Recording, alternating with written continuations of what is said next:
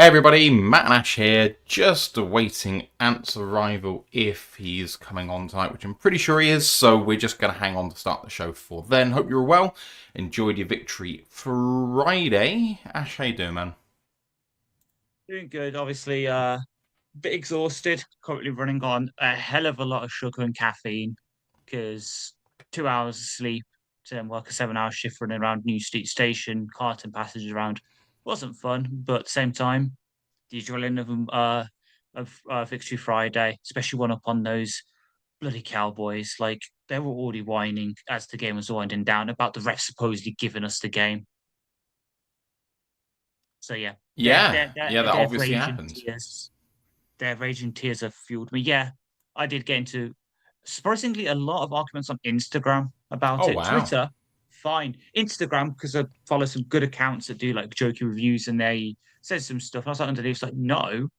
They basically said, oh yeah, the refs helped us. I was like, well, no.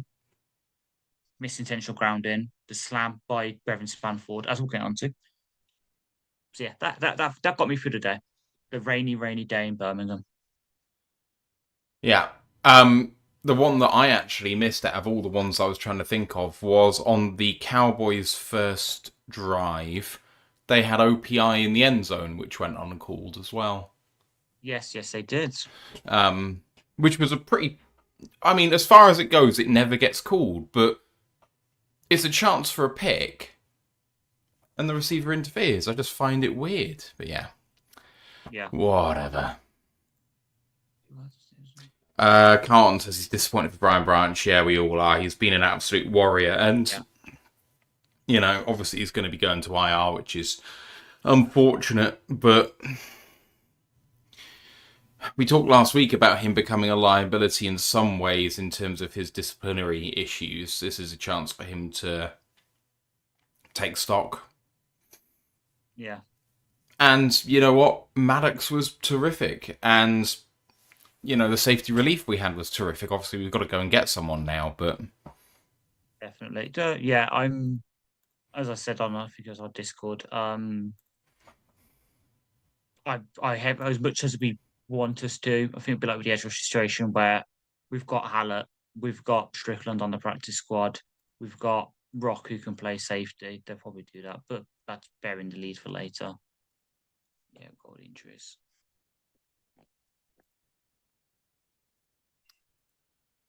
Still just hanging on a moment, everybody. We'll be getting going in just a second. If you've got anything you want us to cover, give us a shout. If you've got any thoughts on the game, just pop them in the chat. It'd be great to hear from you.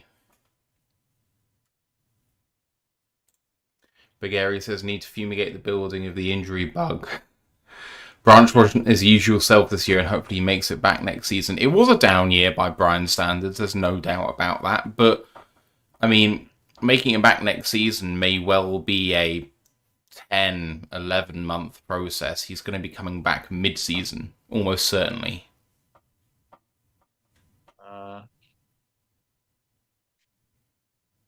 46. Oh yeah. Oh yeah, you're longer. Fuck. Mm. Oh, what's God? You'll know him because obviously, well, everyone knows him. Suddenly, that Toledo safety, I keep drafting in the third round on every mock draft ever because he's there and he's just such good value. He's going to Mm-hmm. be very useful. Can't remember his name. He's going to the Senior Bowl. Yeah, he's going to Senior Bowl. Yeah, Emmanuel McNeil Warren.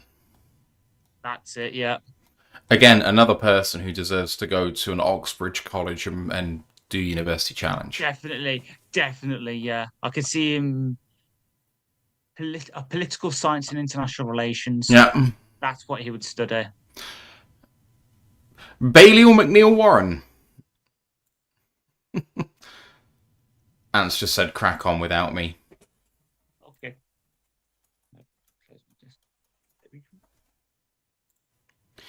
Alright, should we do this then? Yeah. Recording in progress. Welcome to another edition of the ROTL UK podcast, episode 382. That's all, folks. My name's Matthew Turner, alongside Ashley Soden. How you doing, man? Doing good. Obviously, bit tired from staying up till nearly 5 o'clock in the morning and getting up at 7:30 for a work shift, but the rage and tears of these salty Cowboys fans and analysts, along with a lot of sugar and caffeine, helped me get through the day. We are, of course, here to talk about the Dallas Cowboys' victory for the Detroit Lions. Back-to-back Thursday games for the Lions. They get up to 8-5, keep their playoff hopes very much in the green, which is excellent news.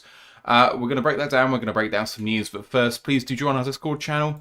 Link is going to be in the live chats in just a second. A great place to talk about Lions all year long. We've just been talking to a couple of the listeners, actually, in DMs in Discord today, and it's nice that, you know, we just have that opportunity to talk directly with people on a day-to-day basis. If you want to come say hi, links are there, or in the podcast, it's in the description of the episode as well. College football podcast episode was yesterday. The guys talked about, well, conference championships are just around the corner, so, you know, that's going to be key. Playoff implications very much on the line for quite a lot of people. Are Duke going to get in? All that sort of stuff. Do listen to the boys and what they did there. Do like this episode, sub to the podcast as well. You guys know how much that means to us being small content contributors on YouTube. It gets us out and about. News, transactions. Brock Wright placed on IR. Unfortunately, his season is probably done at this point. Signed to the main roster was cornerback Nick Whiteside, claimed off waivers tight end Hayden Rucci, and elevated was the quarterback wide receiver Malik Cunningham, which was a very interesting choice. Injuries inactive for this game. On offense were wide receiver Khalif Raymond, the tight end Hayden Rucci, as aforementioned, and left guard Coyote Awashika. On defense, Makai Wingo and Tyler Lacey, as well as Kirby Joseph, and then injured in the game. Safety Brian Branch left the game on crutches after an injury in the second half. He has a confirmed Achilles issue, and he will be done for the season. In fact, unfortunately, it looks like he won't return until mid-season next year. Terrible set of circumstances for Brian. Terrible for us. Our safety room already hurt, and it didn't get any better when in the first defensive drive of the game, safety Thomas Harper went out with a concussion, clearly concussed on the field, did not return, looked like a bad one. Let's hope with 10 days of rest he can come back swiftly, because he's been excellent for us, and with Branch gone, we need him. Also injured in this game, kicker Jake Bates on a special teams kickoff coverage rep was hit in the head by his own man and kind of fell to the ground quite awkwardly. He did return to the game after being evaluated, but that's just something to keep your eyes on. And then special teamer Sione Vaki hurt himself on a kick coverage rep. He did return to the game later. Ash, interesting couple of choices here in terms of roster moves, and then injuries just continue to hurt us. But Whiteside's back. I'm a particular fan of his, as you know. Brock Wright going is a real shame. We're down to the bare bones at tight end, although low-key did quite well for the Lions at tight end room in this game, I think. And then the guys that didn't go, Awashika was a bit of a surprise, I think, coming into this game. And he was replaced by Tristan Colon initially, but they did have guard rotation with Miles Frazier coming in for a series here and there. Actually got an extended look, more than they were intending to get. So provided opportunities. Just an interesting set of pieces of news we've got before we go into the game. Yeah, so obviously Brock, it's supposedly similar to what Frank had, and you know he's not Frank, so can't carry it. It is what it is. It's kind of sad because obviously he had to step up to start end one with Porter out for the season, and the team did put out the under helmet with him, which is really good. If people haven't watched it, I'd be surprised if you haven't, considering you're like his number one fan. But yeah, broken larynx, yeah, pretty much done for season. He probably, I think, with my tracker, he could come back for the Bears game, but I think it's one of them that if we're hard pressed, we need him. We can maybe get him back if he's healthy. But again, it's if it is, and I don't know if he will be. So that's that. Whiteside's back, good. We kind of maybe need him with, as you say, some of the safety injuries we'll get into in a minute. Yeah, interesting. We've got the brothers now at tight end. Obviously, we've got Hayden on the main roster, and then we've got his brother on the practice squad. So that's fun. Nice little junior dynamic we haven't had since the Quara brothers, Romeo and Julian. So that's fun. And then Millie, yeah, that was confusing. Shall I say? I did have a bit of confusion about why did we elevate him and not, Jackson Meeks or Andrew Armstrong, who decided to the practice squad that week, and supposedly the team must really like to do that, or a safety like Strickland and Hallett or someone like that. Nope, we put him in, and as we'll get into in a bit, probably, hopefully, the snap he did take, good play, sends up stuff for later. I like it. More of that. Arashika wasn't really surprised, unfortunately, because the injury he's carrying. Just we kind of knew, I think, that from Wednesday he wasn't going to play, so prepare himself for that. Raymond, hopefully, fingers crossed, will be back at least in the punt return game and as an offensive weapon against the Rams. Though he's probably lost his kick coverage, kick return gig to what was it that Dallas fan said, a tight end. As we'll get into in a bit. Hoochie, yeah, just didn't have enough time. Wingo, as much as I want him to work out, it seems he's not long for the roster. He's the new Jamal Jefferson, the new PJ Johnson, if people remember him, the 7th round pick who caused a fight in training camp and then went to the kind of late round sort of flyer. Got some stuff there, but just never makes it to the roster. James Houston, even there's another good one that I've just thought of. And then Lacey, circumstance of other people being active in Kirby. Please be back for the Rams game. Pretty please, especially since, as you say, Brian, it did look bad. It was this is an ankle block. Okay, maybe it could be. And then the news started coming out. It's a suspected Achilles, and a couple hours later, yep, it's confirmed. Saturday MRI is done. Like, fuck. Harper, nasty, literal second snap of the game. Second defensive snap of the game. He gets that. It looks nasty. Vontae comes in, had some rough moments, but have had some good moments. Please, I need him back. I've been standing for him and saying we need him back next season anyway as our safety free. Let's hope he's good. And then, yeah, Bates is a warrior, and Varkey, again, someone I really, really love.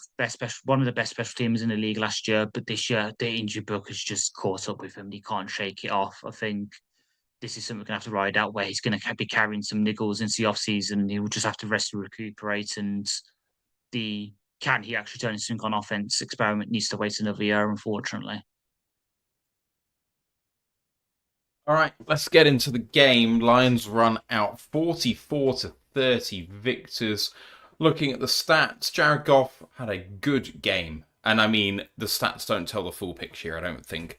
25-34 for 309, a touchdown, no picks. He took a sack, which was in the first drive of the game, which put us into field goal territory rather than looking for a touchdown. On the ground, we were led by Dave Montgomery, who only had 6 carries for 60 yards and a touchdown, including a 35-yarder. Jahmyr Gibbs was there with a hat trick on the ground, 12 for 43 and 3. He also had 7 for 77 through the air and was magnificent in the passing game in particular. A lot of the touchdowns he got on the ground were in short yardage situations. He actually at one point had 5 or so carries for negative yardage, showing how much of a struggle he was having on the ground before kind of getting to respectability in the second half. In the receiving game, we were led by Jameson Williams with 7 of 9 for 96. Amon-Ra, despite being injured in a game-time decision, he got the ball on the very first play of the game, and we continued to use him throughout. Didn't look quite like himself, but was blocking enthusiastically and effectively. He had 6 of 9 for 92. And then Isaac Teslar continued his streak of touchdowns with 2 receptions on 3 targets for 20 yards and a touchdown. And the one that he didn't get was actually an incredible catch by him. Trying to toe drag, the ball was just slightly too far out of bounds. But man, that would have been another circus catch to add to his list if that was going to be in bounds, my word. For the Cowboys on offense, it was an up and down day, shall we say. Dak Prescott, I think the figures aren't going to sound flattering. I think that in the end, the picks were not necessarily on him. So they are unfortunate when it comes to Dak Prescott, I think. 31 of 47 for 376, a touchdown and 2 picks. He also suffered 5 sacks, losing 50 yards in an impressive performance by the Lions defensive line. Rushing-wise, 17 for 67 and a touchdown for Javonte, but only a long of 11 No explosives really in that run game whatsoever. But they did a lot of damage through the air. CD Lamb, 6 of 8 for 121, and he did that only playing 33 minutes of the game. God knows what you would have got if you played the whole thing. Ryan Flournoy was the person who kind of picked up in Lamb's absence. He was 9 of 13 for 115 and a touchdown. George Pickens had a very slow day, 5 of 9 for 37 and a fairly pedestrian performance in more ways than one. Jake Ferguson got himself about 5 of 7 for 58. He was trouble without blowing us away. Dallas did have a fumble that they lost. That was forced by Jack Campbell on a Jake Ferguson catch on 3rd and 21, which Branch recovered. On defense, Jack Campbell led the team with 12 tackles. The next nearest had 8, so he had significantly more than anybody else. The 5 sacks was split 3 to Mohammed, 1 to McNeil. It wasn't really a sack by McNeil, I have to say, but anyway. And 1 to Jack Campbell, which was the one that wasn't a safety. And then there was one other TFL for us, which was by Derek Barnes.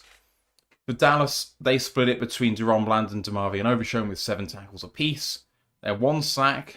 That was by James Houston, the former Lion.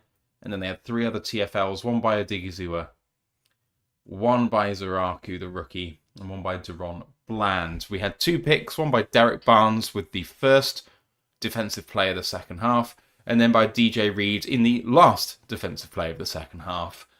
A remarkable kick return across the board stats actually for the Lions. Jacob Saylor's 5 for 141, including a long of 30, but Tom Kennedy 3 for 120, and the long was 42. Every single one of them was longer than 35 yards, which was remarkable in itself. But he also had a punt return for 21 yards, meaning he's the first player in a long time to hit that mark. 21 years to get 20 plus punt return yards and 3 kick returns of more than 35 yards. Now, obviously, cherry picking those stats slightly because not a lot of people do both, and not a lot of people see enough reps to do that. But it's a testament to what Kennedy was able to do out there, and also the blocking up front, which has just gotten a lot better. Kickers were almost perfect. Aubrey was 5 of 5 on field goals, 1 of 1 on extra points. Jake Bates had a field goal blocked, but was otherwise 3 of 4 on field goals and 5 of 5 on extra points. Brian Anger, after having that not safety, obviously had a punt deep in his own end zone and had to get it away quickly, and he had a 62-yarder on that kick. Remarkable. Jack Fox had 2 punts early, and he was 2 for 84. Those are the box score stats. In terms of things like time of possession, Dallas led 31.5 to 28.5. They went 6 of 15 on 3rd down and 2 of 2 on 4th down. We went 3 of 8 on 3rd down. I think remarkable in itself that we had almost half as many 3rd down attempts that they did, showing just how efficient we were on early downs converting. Yards per play, we were at 7.2, they're at 5.5, so kind of everything in our favour in spite of the turnovers and in spite of everything else. So that all kind of points upwards. And just before I throw it over to Ash to talk about the game in general, many thanks for the $5 super chat to TJ2636, who says, "Hello all, one pride, I was tired last night, I had to turn off the game at halftime, but I knew the Lions would win at that point." Well, actually, Cowboys did come back into this game and at one point were only 3 points behind.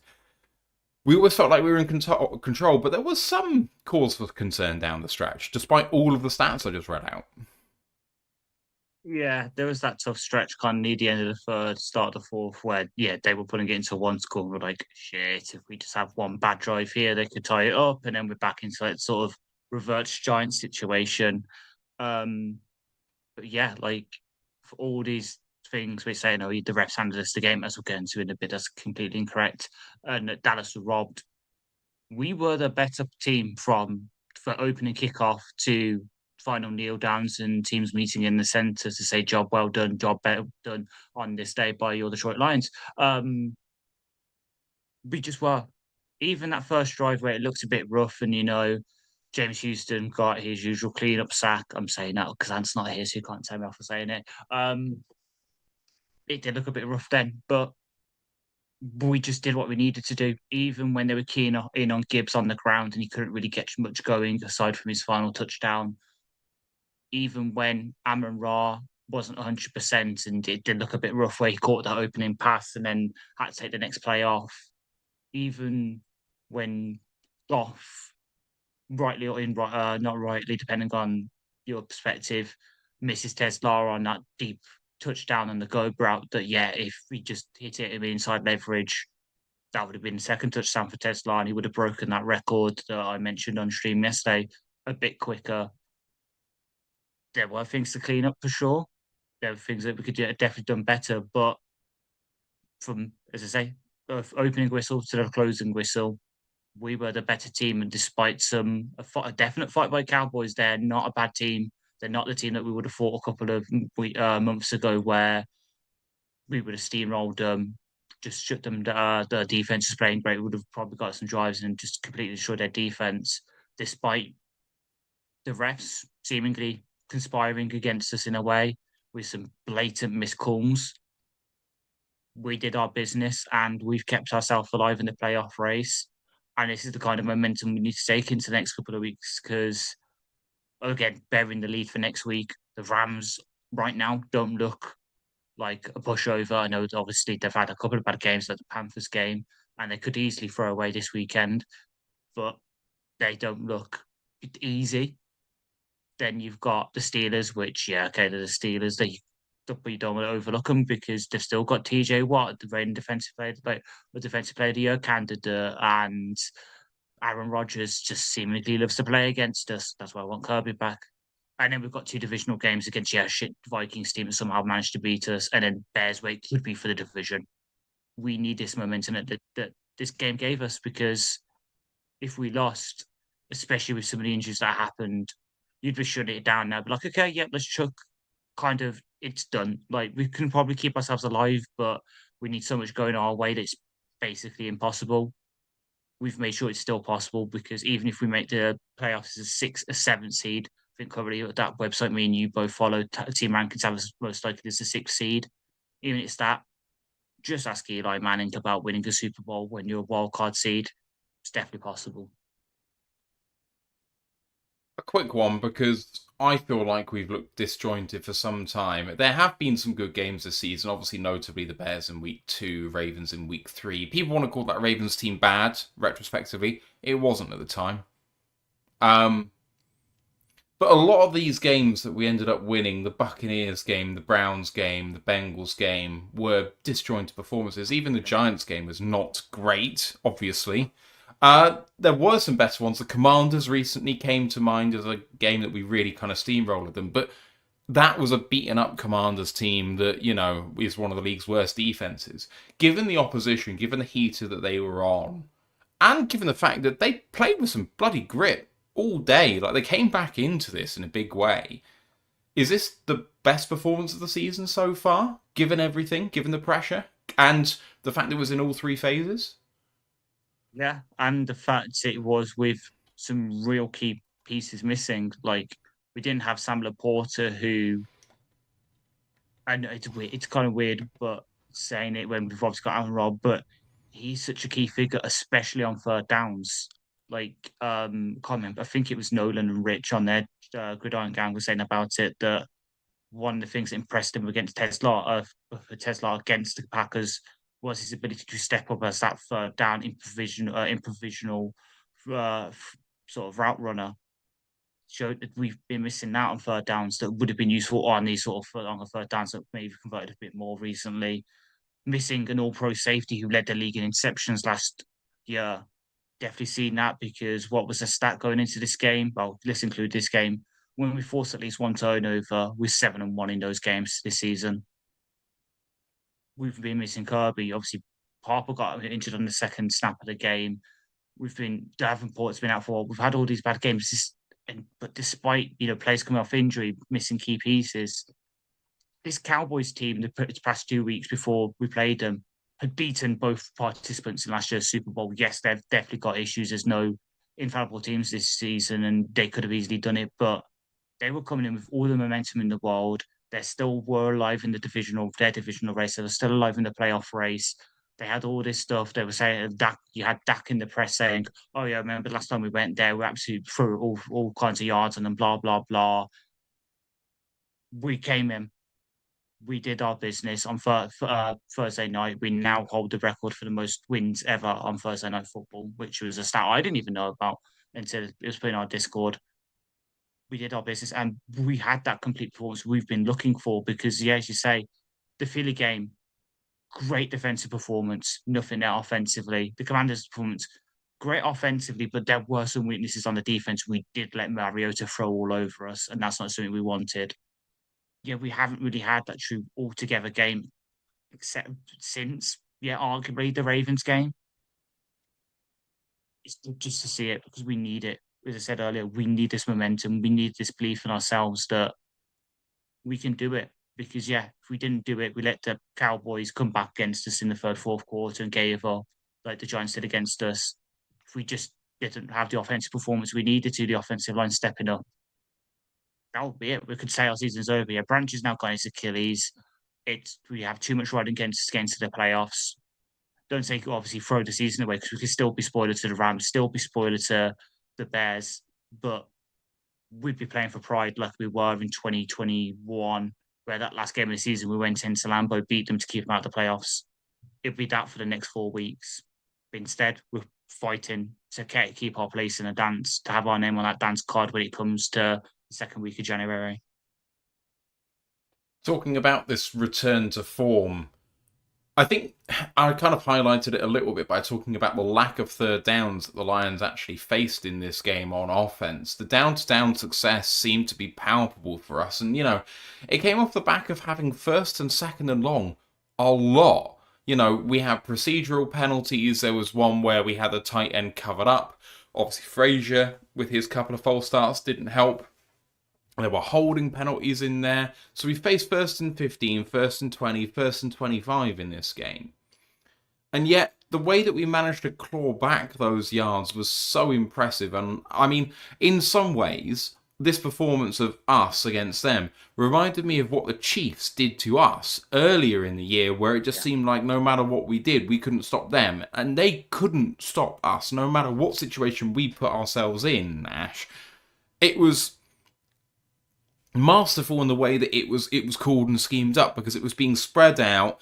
Sometimes it was JMO on a shallow cross or on a kind of deep comeback. Oh no, not comeback. That's not what I mean. Where he's feigning the go ball and he comes back. I want to call it a comeback, but it's not quite a comeback. It's a I don't know what to call it, but you know what I mean. I know what you meant. Yeah. Yeah, or it gives running a slant or a little pseudo Texas route from a wide receiver position, or Amon-Ra gets in, or even Ross Dwelly had one at some point. Yeah. It was hard to pick it up because we seemed, for the first time in a long time, that we were being unpredictable and it kept the Cowboys on their toes on defense all day. Yeah, exactly. Like, you hit the nail on the head, and it did help that, especially when we put Monty in as well. We got those big runs that kept us ahead of the chains. There wasn't many sort of negative plays from us. There was obviously, as I pointed out in the stream, the one Gibbs run that always seems to happen where he thinks he can bounce outside and the corner's there to wrap him up for a tackle for loss. We didn't really do that to ourselves, and yeah, we had a couple of penalties. So the legal formations, the false starts, that kind of stuff that did put us in first and 15s, first and 20s. But then we just throw it to Jambo when he got 90 to the 20 yards back, that kind of thing. We just made sure that we were, for the most part, ahead of the chains, getting the yardage we need to, keeping ourselves in reasonable down and distance, because I think the team realised, and Dan especially, that when you get into situations, there was a couple I was like, oh God, we've gone conservative here.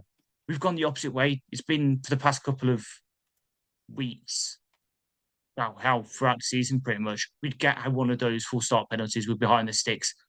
Instantly, we go conservative, short passes, screens, and that. We'd give up on the series. We didn't last night. We went for it. We were like, okay, we're in this thing, right? We're going to try and get as many of these yards back. We try to attack the issue rather than just like, okay, right, this happened to us. We're giving up now.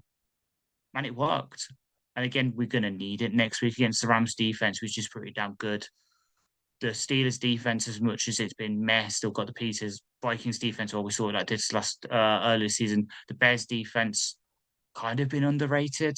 I did say that Dennis Allen would turn him around a bit, and it kind of has worked, and they're leading the league in turnovers for a reason. We need to keep this sort of mentality to our play calling when we're in bad situations so we don't face many third downs. It just makes it a lot easier for ourselves when it comes down the line. All right, let's turn our attention to the defensive side of the ball. Do we continue to have cornerback concerns? Because I would say that this was not DJ Reed's best outing. CeeDee Lamb kind of had him on toast. And then even when Lamb out, Flournoy was having his success against him as well. He's probably just shaking off a little bit of rust still, but while he's doing that, with Terry and Arnold going out, Amik Robertson has struggled. He was culpable for one of the deep touchdowns where, admittedly, for him, he just got greedy. It looked like it could have been a bust between him or Branch maybe should have given help. But no, there was never meant to be any safety help on that play, and Amik knew that, and he gambled and he lost. Rock has looked great still in bits and pieces in some ways. At some point for me, Rock's got to come in for Amik and kind of say to Amik, go back in the slot for a while, just to try and put Amik in the best position for him to succeed. But we're replaying the way he is when you do come up against some of the better wide receivers in the league, as you often do against some of the better teams in this league, and we're going to need to beat them down the stretch. This seems to me to be a particular concern until DJ Reed does shake off the rust, which is clearly still there. Yeah, so just quickly pulled it up again. PFF's not completely infallible for this, the way they do coverage versus receivers, but Reed, when he was going up against CeeDee Lamb, definitely just got just had one toast. So of the reps that Reed had against CeeDee Lamb, Lamb caught all 5 of his targets for 105 yards, 3 first downs, and a longer 37. That's not good. But then you look at the rest of Reed's sort of targets. He was in coverage for 3 of Flournoy's targets, only gave up 1 catch for 5 yards. Javonte Williams, 1 target, 1 reception for 5 yards. George Pickens, 4 targets, 2 receptions, 15 yards. And it might, I don't want to just sort of excuse it as Lamb's that good of a receiver. But I think in the case of Reed, it kind of is. But with Amik, it's tough because we rewind to around the Bucks games coming into that game, and Arnold was just coming back for the shoulder injury, and there was genuine questions about, do you bench Arnold for Meek? And Meek's looked great on the outside, etc., etc.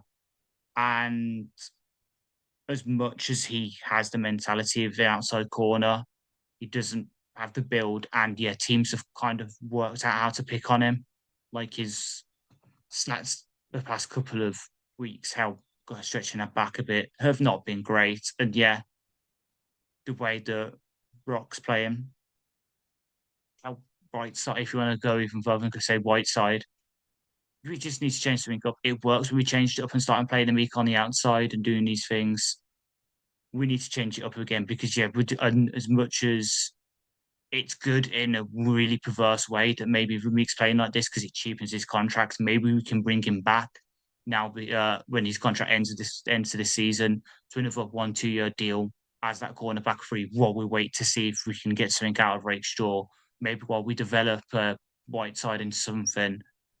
At the same time, you're destroying his confidence because we saw it with Arnold. If you keep getting picked on again and again and again, it happens. Now, I know he's going back on myself here with Reed, but there was a drive, wasn't there, where he really got called for DPI basically twice, like back-to-back plays or 2 and 3 plays.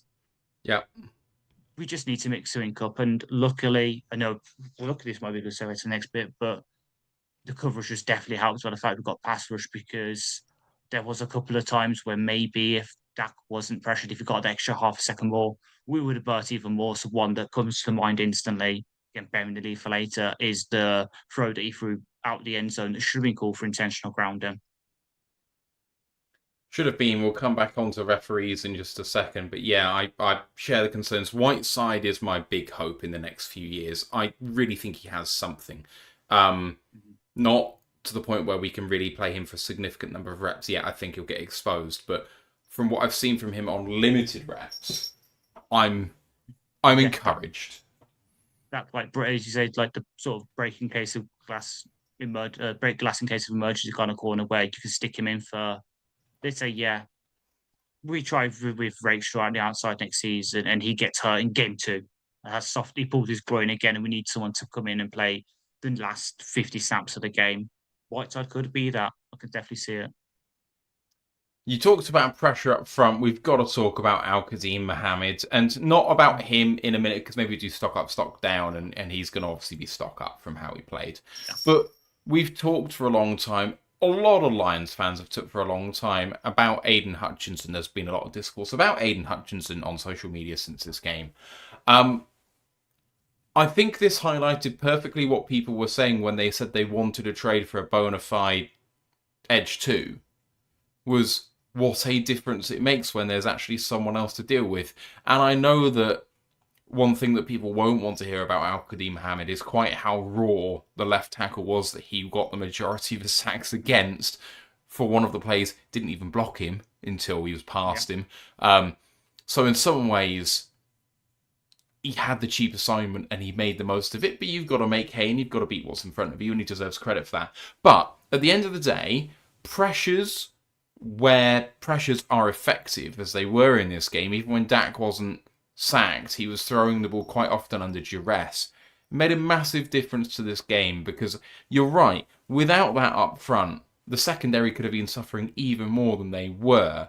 And Hutchinson was making a nuisance of himself several times. When Al-Qadim got home, Hutchinson was another 1/10 of a second behind him. So Hutch would have had several sacks in this game without Al-Qadim Mohammed.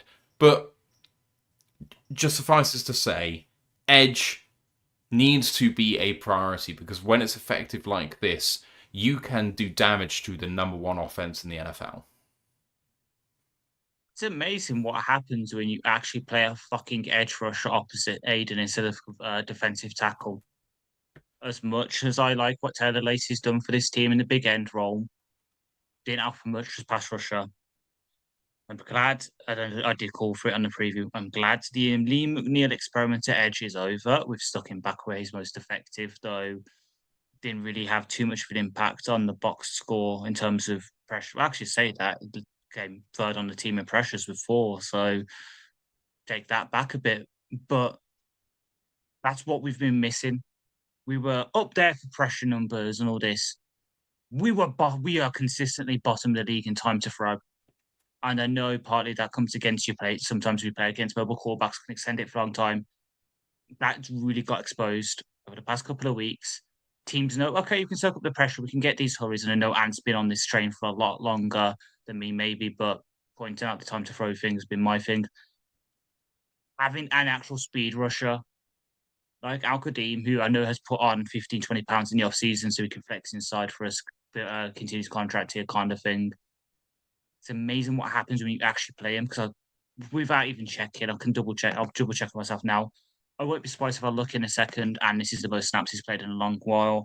And I'd be right. This is the most snaps he's played since the Tampa game. What happened in the Tampa game? Oh, wait. We shut down an offense which had consistently kept Tampa in their games up to that point and was looking really good with Evans and Abuka and Bucky Irvin and Baker Mayfield, who at that point was an MVP candidate. We held them to 9 points. Since then, it was 30 snaps, 21, 22, 31, 19, and now back up to 38. It's amazing what happens when you actually play him. And I know we highlighted it going into the game as well.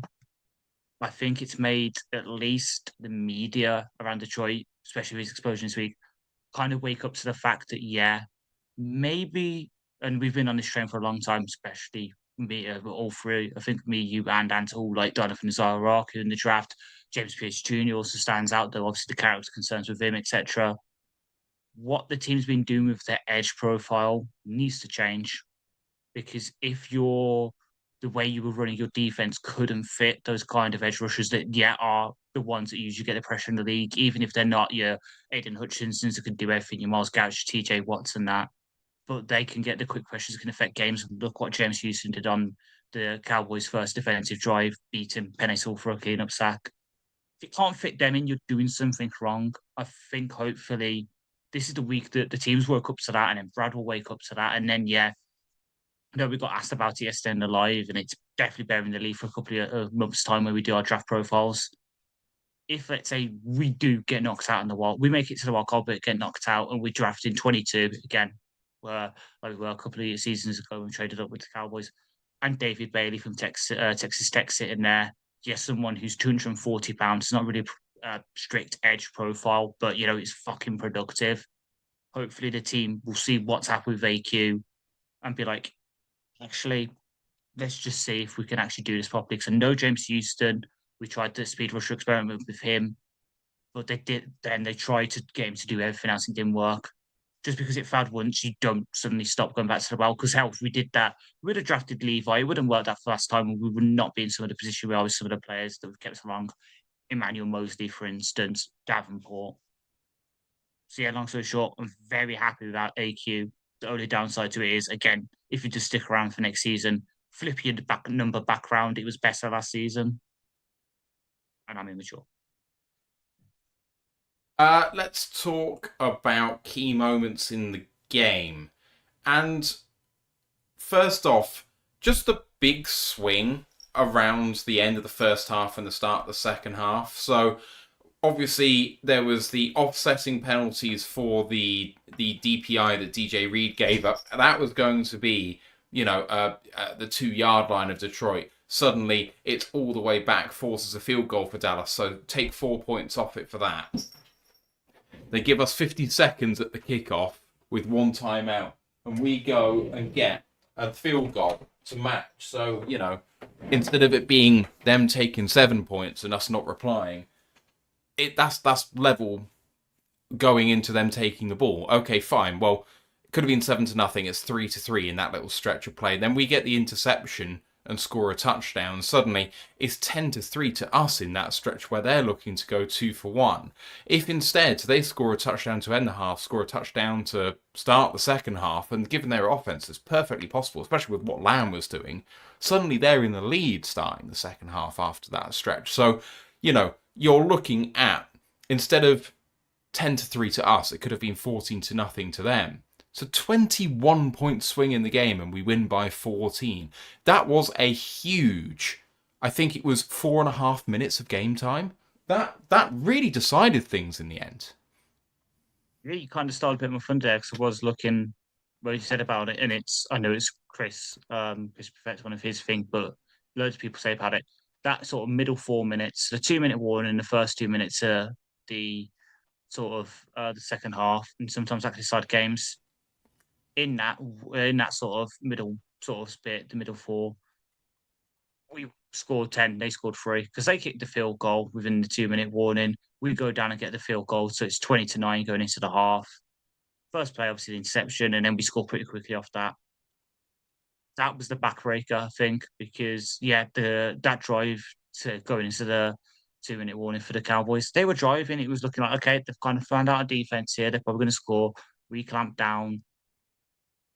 We could then go and get the field goal, and then the interception. That was the backbreaker because then, they then go. The rest of their drives were touchdown, field goal, and then the interception. That was the thing that gave us that gap going 27-9, having that sort of 2-3 score gap just gave us that little bit of scoreboard pressure on them that no matter what happened on our drive, even if they scored a touchdown, we still got that little bit of gap. There's still the pressure on them, helped the pass rush tee off. So then AQ could get his 2 sacks I think 2 of them came in the second half when we've got that scoreboard pressure. It just really helped us. That I know Jeremy hates it. Again, we were listening to all the beat writers out today. We just kept the momentum with our play, and it just swings. And some of them were a bit lucky. The sort of offsetting penalties with the DPI that probably was a DPI looking back at it personally. I think it strongly was DPI, if I'm honest. He's grabbing his arm, hasn't got his head around. I think it was DPI for sure, but that's just me. No, I agree, and it's just one of them where on another day, as I mentioned earlier in the game, on another day, even a week before against the Packers, that happened. Like we got that, and it's not the offset penalty. That one penalty was just sink us. Yeah, we didn't let it. We fought against the 12 men on the field for the Cowboys.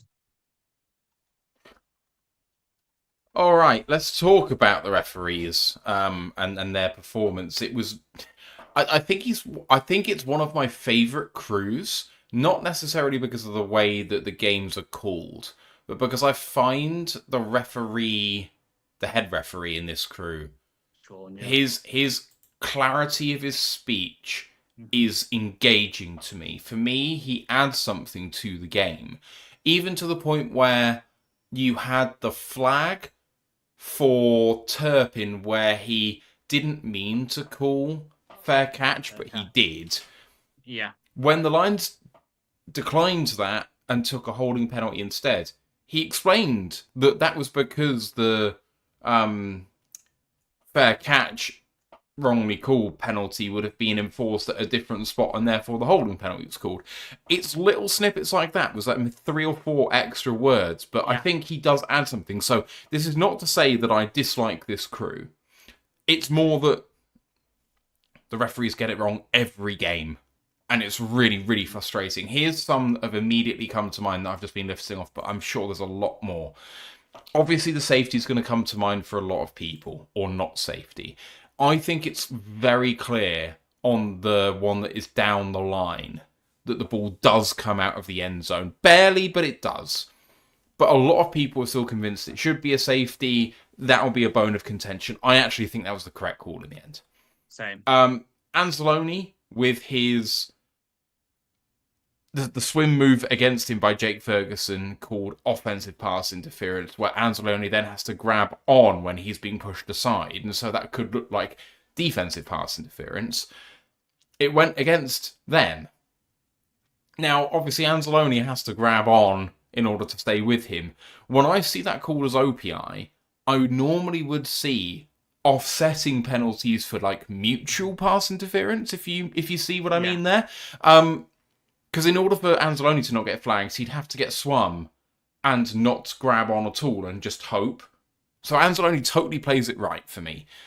I do find it interesting they called it a tool, because you do see that play fairly often, just not called. I think the fact they called it offensive pass interference is remarkable in itself. I think it is offensive pass interference, but because you see it so rarely called, in terms of consistency around the league, I think if you're the league, you don't like that being called, personally. It's yet another example of how you favour offensive players in this league. I would like to see that called because I want to see a fair fight. But it's going to be another one that people are going to look at, Cowboys fans especially, and say, favouring the Lions. And I get the point in that specific circumstance. But then against the Lions, I just mentioned earlier on, their first drive where they take a field goal, they had a deep throw to the end zone. It could have been picked off by the Lions, except for a big push-off by a Dallas receiver turning into a defensive player. And that should have set them back 10 further yards. Maybe Aubrey doesn't make the 57-yarder because it would have been a 67-yarder instead. So that maybe gives them 3 points in the first place. They missed the unnecessary roughness in the kickoff coverage against Dallas. Can't remember who it was. Thank you very much. Ford on Jacob Saylors tackles him and then just decides to just slam him down again. I've got it bookmarked for the salty Cowboys fans, but that stuck out to me because it was right after the drive where he had the really good catch on third down against Anzalone. I was like, oh, there's spam forward. And now he's just tried to break Jacob Saylors' chest. Great. You've seen too much Harrison Phillips film, my friend. Yeah, it was very quick. It was almost bang, bang. And in some ways, I kind of see, not bang, bang, not in a way that it shouldn't be called. I more mean it was like down on the floor and then like press him into the floor immediately afterwards. Because it was so quick, I understand why it's been missed, but it's still been missed and it shouldn't be. Then there was the one rep where there were 3 players for Dallas offside in one go, including more than just the head for all 3 of them, and the throw to Jameson Williams. He's clearly interfered with on a comeback route.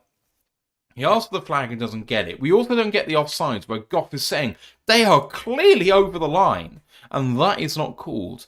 That's egregious on 2 levels, and there were multiple other instances of misses in this game. Yeah. Now, I don't think any of them really are really bad misses. I don't think any of these calls on their own add up to, well, not add up to, that's the point. Individually, they're not bad. They add up to an impact in this game. I actually think we would have been further ahead had this game been called completely accurately. But it's not the point.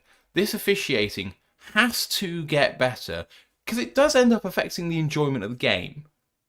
Yeah. So my bone contention is there's one that I definitely think was like clearly a miss, and it's the one I referred to earlier, which is late in the game. We get some quick pressure on Dak, and I think it's the last field goal drive because it's the one that where Date goes incomplete and they kick the field goal, which quite clearly is affected by the pressure. It's quick and he just throws it out the back, like Yeah. so not back of the end zone, kind of like out the side of the end zone, but it's Yeah. that there's no clear receiver. It's intentional grounding. He's in the tackle box and everything. It's just called incomplete. There was no defender in the area. That's the only one where I'm like, okay, like by the letter of the law, like and everything, you can quite clearly see it. Why is this not being called? But everything else, yeah, like so the one I've got bookmarked because it is when they say dirty lions and all that, it's one you can put up, but every team does it kind of thing. It is a load of small, like 50-50 stuff, and there's ones that definitely went our way as well. Do not disagree with that at all. And there were ones that were very well called. So the DPI that we got to set up the field goal at The the end of Amon the Brown first one on half. the outside. Yeah, Yeah. yeah. That's a great call. Well, like well done. You've done that well. It'd be great. It's just a standard refereeing because it's every as you say, it's every single game. And I know again, this there was the news that came out today that they're partnering with the Big 12 to try and improve refereeing standards. Is it going to work? Maybe getting more of those reps, but Why we're it's partnering with a college league that has different rules, and dare I say, Yeah. college football is less well called than the NFL. Why would that benefit Yeah. the NFL? It's going to benefit the Big 12. Why would that benefit the Exactly. NFL? I don't understand that at all. Yeah.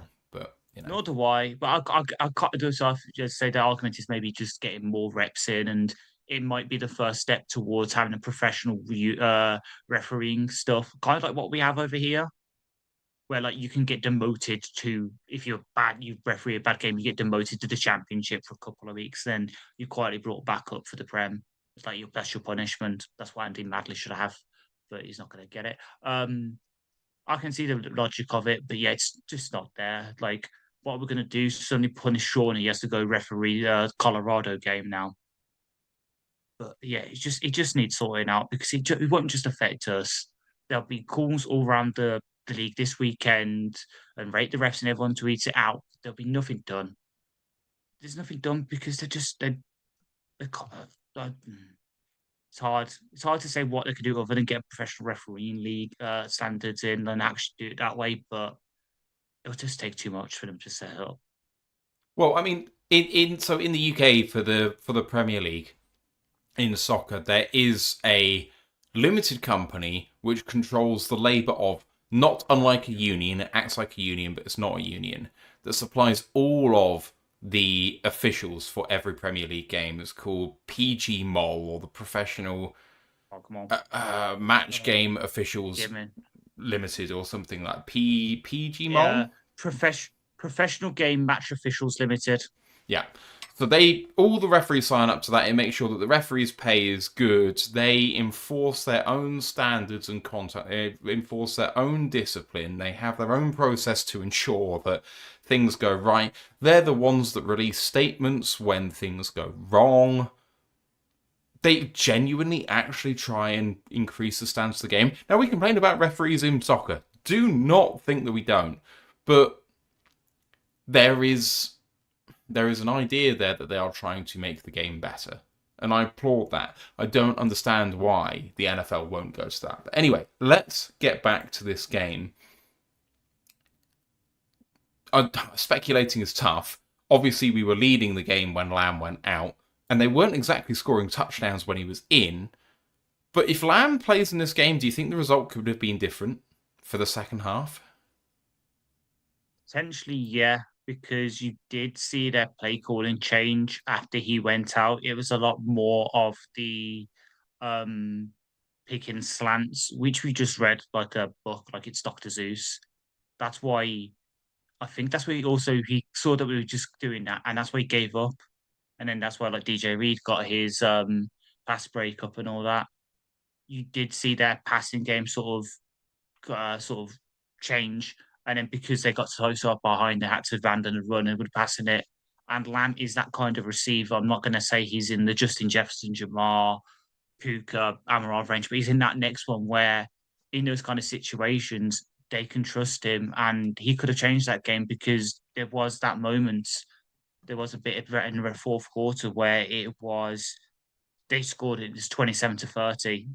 Admittedly, we scored, but if he's there, maybe that field goal they take then isn't the field goal. They would have been able to keep up with us, and it could have changed the game. But it's a lot of conjecture, and we did. But I do agree that we got lucky in a way. Obviously, don't wish a injury on any player, especially like that. But we did get lucky that he did get the concussion because he could have easily changed, flipped the game on its head. We'd be on the other side of what we did to the Giants, and all momentum's lost.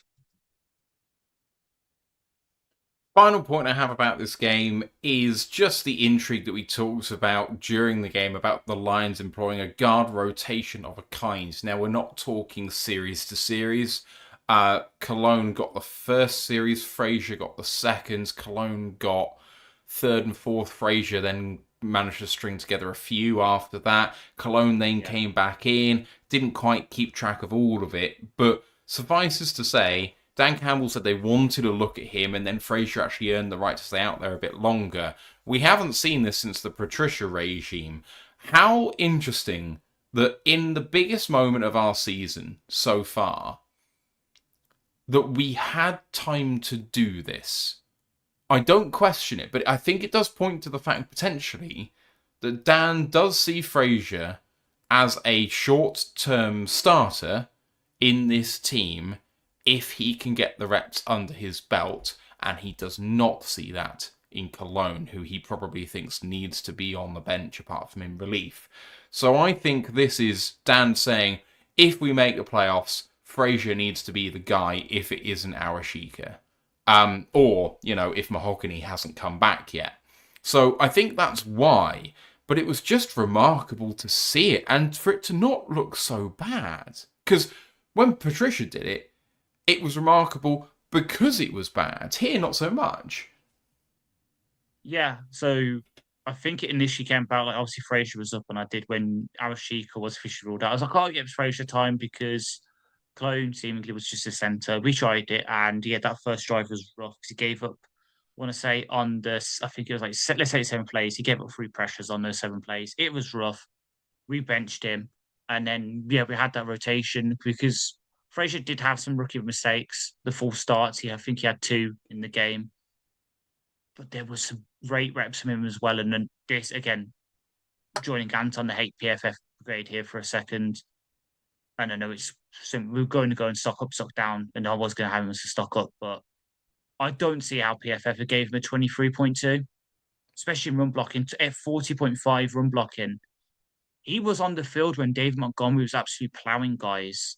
Like, pause on that. But so, for example, I think he was in for the Montgomery touchdown run. Like, he was a monster in the pass block, in the run blocking. The pass blocking, he gave a couple of pressures, but he looks pretty good in that as well. And even if it is just we've seen what we've got in him now, and he's going to be a starter, kind of what we did with Mark last year. And then when it comes to next year, he's the new Awashika in so much that he can back up both tackle spots because let's not forget, Frazier has played tackle in college, and he can back up both guard spots. The other one he can't really do is center.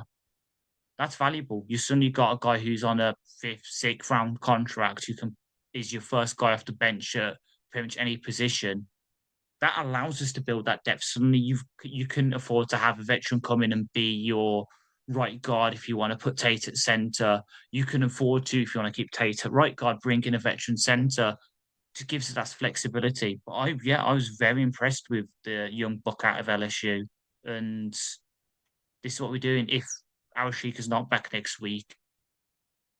I wouldn't start Fraser against that Rams defensive line because, God, going up against Braden Fisk and Kobe Turner, he will have some fits because they're damn good guys. But maybe against the Steelers, if he continues his good play, we could see Fraser starting. And that would be great because suddenly you've got a nice young guard duo again that you can develop because Mahogany, Ratledge, Fraser, that's a nice young three to have. It is. All right, stock up, stock down time. Who deserves a shout out this week? It's kind of cheating because I'm going for the top rated guy in the defense by PFF, but considering he was just supposed to be a rotational guy and on the second snap of the game, he was suddenly thrust into having to play every other snap. I think Avante Maddox had a really damn good game. We got some of the play calls were a bit weird with him, but was good in coverage. I think he only gave up 2 catches for 8 yards, and there was only 1 yard of yards after catch as well, and one of them was a long of 7. So he ended up got a PBU, missed 1 tackle, but then made another 8. He was the veteran stabilizing presence that we needed on the back end, and we might need him to continue doing that for the rest of the season with Kirby and Branch being injured and Harper being maybe in concussion protocol. But to think when we first snapped him up and all the Eagles fans were laughing, I liked all this. Again, he's making an argument to stick around as a veteran guy. And suddenly, if we have Kirby, Branch, Harper, and Maddox as our 4 safeties next season, there's worse safety rooms in the league. Yeah, there are. I'm going to give a shout out to Tate Ratledge. Yet another example of a game in which he has been pretty flawless. He had 2 penalties in this game against him. I think both for one false start, 1 holding. And yet he still came out with a positive PFF graded of 72.6. Penalties weigh heavily on offensive linemen in that circumstance. Basically means he had a fucking terrific game. I don't know whether he gave up any pressures or not. I think he gave Ratledge. He didn't flawless game, 100% pass blocking efficiency. There we go. I thought it was spectacular in run and pass blocking. When you're going up against a defensive line that has all of those superstars on it that should be giving you fits, he was excellent. Really open up holes for Monty, especially in the run game. And then, Goff had all day to throw. It's an credit to the entire line, but Ratledge in particular, as a rookie, he's been spectacularly good. Yeah, 100%. And I still think he should go to money back. Performances like this are why I keep advocating that we keep him at right guard next season and we bring in a centre. Because he's doing so damn good at it. Why move him? Why move him? Yeah, and then agreed. My next stock up, and this is going to be a fun one because it's going to be me giving an apology to a player. And I did say it yesterday in the stream, but Tom Kennedy, you have found your place on the 53 because Jesus Christ, who could have thought that you would be such a good returner? And he still offers stuff on offense. He knows all 3 positions. He's now seemingly a tight end, according to Cowboys fans, which is great. But it makes sense because he was doing some of the Laporta routes that we've missed. I mentioned the one, obviously, last week against the Packers and the seam route. But he's kind of found his niche now. If he is that kind of, not exactly Khalif, because Khalif is ultra elite at the punt return game and is better on offense, but that kind of wide receiver 5, maybe 6, if you keep Lovett around for stuff next season, can play all 3 positions and can be a returner. That's good.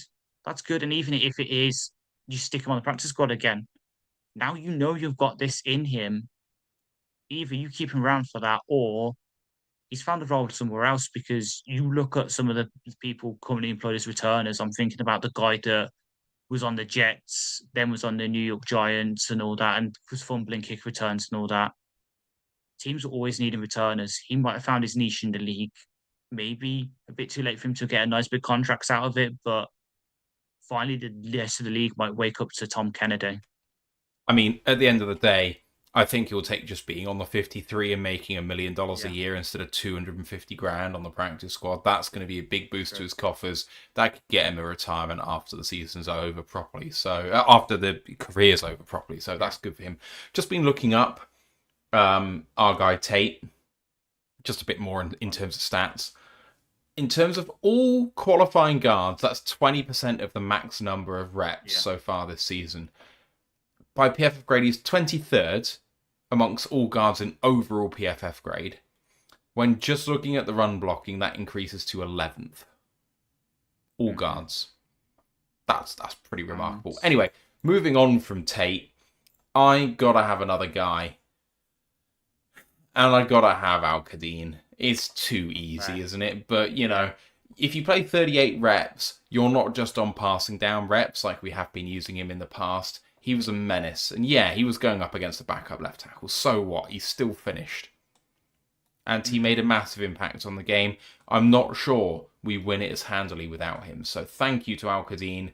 You have made a rebound after starting so well. Going a bit anonymous through the middle of the season, you have picked it right back up. And long may that continue. Yeah, completely agree. As I said, continue playing him because I think it was Aiden who was asked about in the locker room. They finally said, yeah, don't worry about the run, just go and get the QB. And it worked. So please continue doing that. I don't want to kill Stafford, but, you know, if you can ding him up a bit, make it so he doesn't win next week, that'll be nice, Al-Qadin. Sticking with the defensive line, Tyleek. Bounce back game for him. After having a rough stretch, like he started the season well, then obviously he had his snaps cut back to the point where against Command was playing 8 reps, 22 reps, 2 pressures, made 1 tackle, which was a run stop, bounced back in PFF grade, and that pass rush was one of the highest in the team. And that's including AQ, who obviously got the sacks and that. That can continue on. Suddenly, that first round pick that everyone would have thought, I should have been on Zaraku, and that looks a bit better. Yeah, I think it's remarkable, actually, how much better he looks when he's in a rotation in that spot. So, Ali McNeil played 60 of the 82 reps. He was rotated in with Roy Lopez, who took 23 of the 82 reps. So, basically, add them together, you get 83 of 82. So, they were 1 for 1. DJ Reader and Tyleek were 28 and 22, respectively. So, you're not playing with that position a lot. But giving Reader and Tyleek equal reps meant you got the best out of both of them. I thought they were both magnificent. And they both weren't really playing together. Kept them fresh, kept them firing when they came out there. And we're going to see the best of the Lions on the defensive line down the stretch if we continue to employ that. Exactly. And it's getting ready for next year when Reader's not here. Tyleek should start in nose tackle. I wouldn't count Reader out right now. He has started to turn it up himself. Yeah, he's getting paid a lot, but he also wants to win a ring and he wants to be somewhere where he's appreciated. It's been a long time that he's kind of been fighting to get back to his old form where he was injured. He's just started to turn the corner. I would be loath to let him go if he was interested in a return at a reasonable price. And I think by having him and Tyleek in a rotation, you're going to get the best out of Tyleek for a longer period if he is learning from someone like DJ Reader. So I think it's probably likely he doesn't come back, but I would love to keep that door open depending on what DJ wanted to do. Valid. I've got to give a shout out to Monty. He only played 19 reps, but man, what a comeback to form. 6 rushes, 60 yards and a touchdown for a 35-yarder.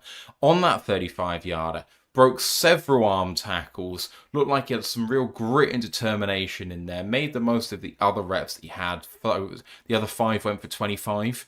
That's not pedestrian by any means. Just looked like he was falling forwards all the time, was kind of making trouble for the opposition. That's the Montgomery we need.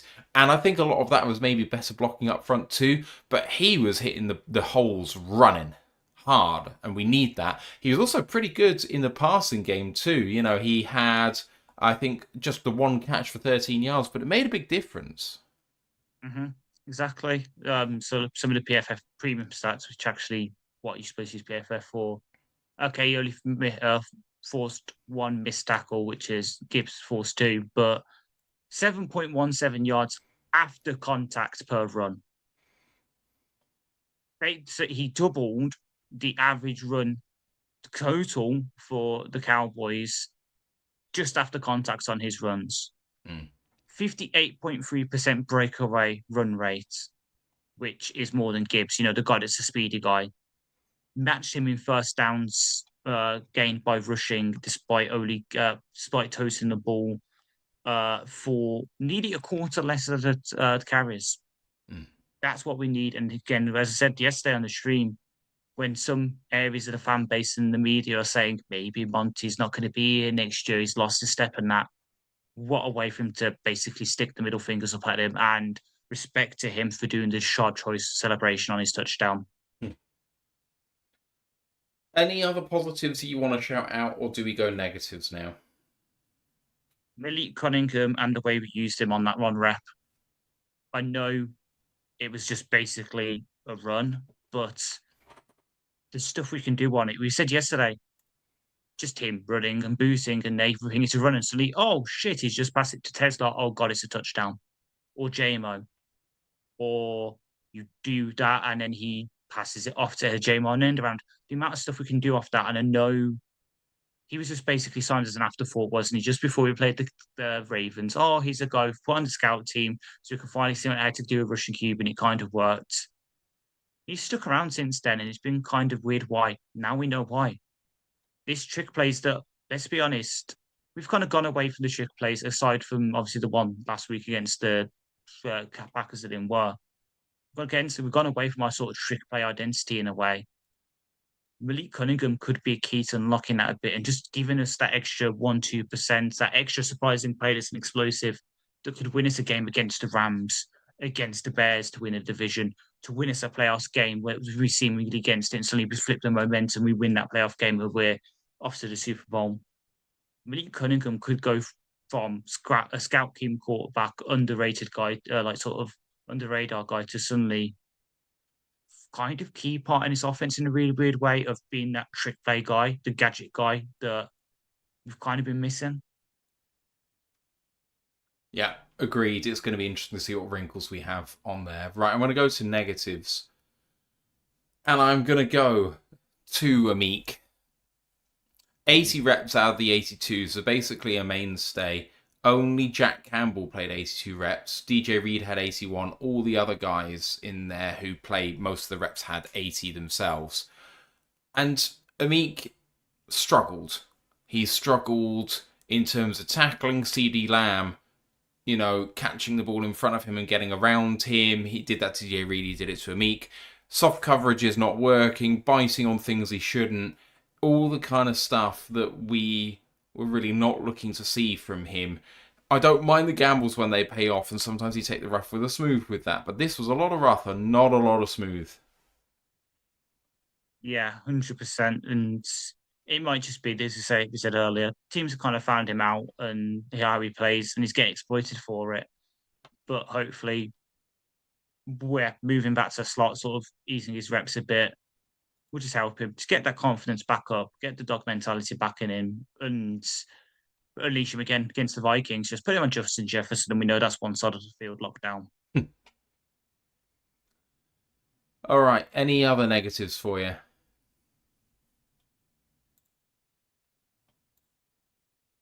Can I say the tight ends in general? Like, I know they had some good blocks and that, but the reason I'm saying it is that I think, how can I put this? Bruno mentioned earlier that we recently missing Laporta. The way that our tight ends are, they just basically become blockers. We have the jumbo package, and they're not really doing too much. Like Drelly, over the past 2 weeks, where he's kind of been using the pass game, two catches for 6 yards total. They're basically TJ Hopkins. They get the yards that we get them. We're not getting much else out of them. So I want one of them just to, poke their heads above the parapet and say, I'm going to be the guy here, because we need that weapon. Because if teams work out JMO, if Amon Ra, the injury continues on and he's not 100%, we need someone to be that weapon over the middle, especially on third downs. And it could be Tesla, but they want to use him outside. So I just want one of the tight ends just to say, right, I'm going to be the guy for the rest of the season. I get that. I think that the tight ends were fantastic in what they were asked to do. Ferkser had an incredible block which sprung Gibbs for the touchdown in short yardage situation quite early. I thought he looked good generally. He had a 68 pass blocking grade. Dwelly had a 73 pass blocking grade. Between the two of them, I thought they executed what they needed to do. And I get you saying we need the valve there, but in terms of having Gibbs, Williams, St. Brown, and Tesla, and then Kennedy can do some things as well as we saw last week. I mean, Kennedy's already a tight end, as we well know. I think that having that receiving tight end that can stick his head up there is a nice to have, not a necessity. And actually, them going into the game being adequate or above average pass blockers is really valuable when we need to have it and we've got the weapons otherwise, but we're just bringing in him instead of Skipper. If they can execute that, I'm more than happy. Yeah, it's just because tight ends fundamental to this game. That's why I just want one. But yeah, I agree. And kind of Skipper, and again, PFF didn't rate him well, but yeah, Skipper and Roll. How the hell is he playing 23 snaps? How is his body keeping up with this? Fair. All right. Anything else you want to go through? Because we don't have any other games to go through. So, Well, we mentioned it yesterday, and I know it's going back to sort of themes. The clock management was a lot better this week. The way we used our timeouts and all that, we weren't panicking like we were last week and the weeks before. I think Dan's worked out the game management stuff well, but also balancing the play calling and all that. So I'm happy to see that. I hope I could say that, and then next week against the Rams is to shit again. But I think the time management, especially towards the end of the first half, helped us.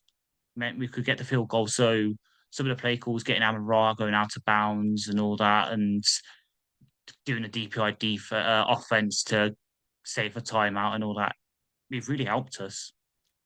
it did. It was notable, the difference in the timeout calling. And, I mean, just generally executing that 50-second drive, we looked better doing that too. The play calls made a bit more sense. The guys got out of bounds. Yeah, I kind of wish we'd taken a shot, or taking more shots in that drive. But, you know, we ended up getting the 3, and that felt like a big win. So, enjoyed that very much. Many thanks to TJ2636 with the $5 super chat. And they say, nice sweater, Matthew, or jumper, or whatever you call it, your side of the pond. Jumper, I would say, but sweater's fine. We normally call sweatshirts kind of almost like hoodies.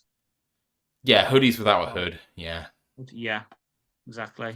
But yeah, no, thanks, much appreciated. And thank you for everyone for the nice comments about my cat making an appearance. Trevor the cat's the best. Yeah, I can rely on you for me while you know of at least one person who wants to steal him from you. So be careful. Really? Yeah. It's not Ellie, is it? No, it's not. It's Chrissy, but she's in Grenada, so you've got a bit of time. She won't be back till February around Super Bowl time, so you've got time to get the house alarm installed and all that. And now I'm gonna get an angry text. Oh, never mind. Right. Anything else before we sign off? Well, we've got Packers Bears this weekend, haven't we? Yeah. That's gonna be fun to watch. Gonna have to cheer for the Packers. God damn it. I don't know whether I want the Packers to sweep them just so we have a route to the wild card, or if I want to see them split so that we have a shot at the division. I'm not sure which, but anyway. As I mentioned at the top of the show, College Football Podcast aired yesterday. Do go back and listen to the guys talking about the conference championships coming up in college football. We are at the business end. Obviously, after that, the playoffs will be set for college football. So we're at the business end right now. The main show is going to be back for the preview of the LA Rams game next week. Date TBD. I am not available on a normal Thursday because it's my work's Christmas do. So we're getting an Airbnb and it's going to be a really good laugh. I'm not actually sure if I'm available on the Friday either, but we will find a time to make that happen. Enjoy the weekend's games, everybody. It's going to be an interesting one to watch from the sidelines once again after Thanksgiving and then this. Obviously, 10 days rest. Hopefully our guys can get some R&R before hitting it again as we go into another massive game in our season coming up. More than 50% chance for the Lions to get into the playoffs as of right now. That's made up of all of the people above them having about an 85% chance and one of them failing, where they're all massive favourites to get in, which is interesting. The team that actually has the lowest playoff odds are currently the number 1 seed, which is the Bears, but I think it's only because we're playing them, and it could just come to a straight shootout between us and them. It's going to be interesting to see if that's the way it falls down. But anyway, you know where to find us on our socials, Royal Lions UK, YouTube, Twitch, Facebook, Instagram, Twitter, and TikTok. And the group for worldwide fans on Facebook is Detroit Lions Fans UK One Pride Worldwide. Ryan Farden was again at Ford Field for this game, as he has been for the last 3 in a row now. I'm not sure if that's the end of his stint now, or if he's going to be sticking around. According to the group I'm in with him for NFL people around, he should be in. He's going to Vegas this week, and then hopefully he's going to the Rams game. Cool. But he hasn't got a ticket for it yet, so we'll see. He never does. It's always the way. Anyway, rotluk.com is the website. You can find us there. We are running an event for the Rams game. We're going to be in London again Sunday, December 14. If you want to hang out with us, we're going to be at the Hippodrome Casino. There is an event live on the website. There's an event in the Discord. There's a post on Reddit and on Facebook for us doing that. So just let me know if you want to come say hi. We'll arrange something. I'll probably be watching the early slate from 6 o'clock in there. It's a great venue to watch sport in there. Yeah, I'm hopefully going to be there. I'm just waiting to see if work will let me have it off. And the good news is, when the game ends, a certain person on the panel will be a year older. So, free drinks, please. Hey, all right. Fantastic. Good stuff. Cool. Right. That's it, everybody. Enjoy the rest of your week and your weekends. Hope you have a good one. We'll see you on the other side of it. The Lions are still alive.